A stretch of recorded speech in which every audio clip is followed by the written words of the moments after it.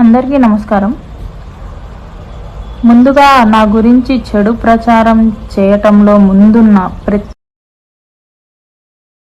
ఒక్కడే చెప్తున్నా, ఎవడి మీదో నేను కంప్లైంట్ ఇచ్చా, అంతేగాని వాడు నా మీద కంప్లైంట్ ఇవ్వలేదు. నాకేదో క్రిమినల్ రికార్డ్ ఉందనేసి ఒకటో పెళ్ళి, రెండో పెళ్ళి, ఇప్పుడు శ్రీధర్ అంటున్నారు కదా, ఆ మొదటిది ఎలాగైందో మాకు తెలుసు. అది మేము మీకు ఎక్స్ప్లెనేషన్ ఇచ్చుకోవాల్సిన అవసరం మాకు లేదు. కాకపోతే మీరు ఎఫ్ఐఆర్ అవన్నీ బయట పెట్టారు, కానీ డివోర్స్ పేపర్స్ బయట పెట్టలేదు. ఎందుకు? డివోర్స్ తీసుకొని సెకండ్ మ్యారేజ్ చేసుకోవడం ఇట్స్ నాట్ అ క్రైమ్ కదా. కాబట్టి అందరూ నాకు ఫేవర్గా ఉంటారని చెప్పేసి డివోర్స్ పేపర్స్ బయట పెట్టట్లేదు. డివోర్స్ పేపర్స్ బయట పెట్టకుండా ఎఫ్ఐఆర్ కాపీ బయట పెడతారు, నా ఫోటో బయట పెడతారు. పెట్టుకోయండి. ప్రొసీజర్ అయిన తర్వాతే నా హస్బెండ్ని నేను పెళ్లి చేసుకున్నా.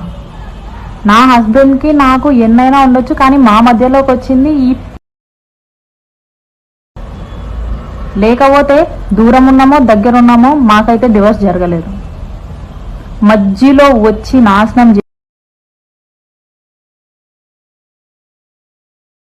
అందరూ సపోర్టు.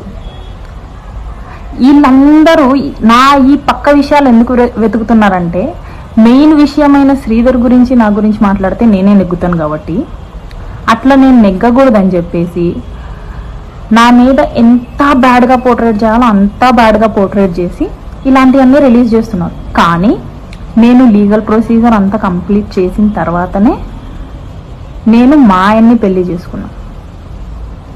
అండ్ ఆ మొదటి పెళ్ళే కాదు, అది ఎలాంటి సిచ్యువేషన్లో జరిగిందో మా ఫ్యామిలీకి మాత్రమే తెలుసు. ఆ ఫోటో కానీ ఆ ఎఫ్ఐఆర్ కానీ ఇదంతా ఎందుకు చేయాల్సి వచ్చిందో మాకు మాత్రమే తెలుసు. ఎందుకంటే మేము బాధపడిన వాళ్ళం, మేము ఎఫ్ఐఆర్ ఫైల్ చేసిన వాళ్ళం.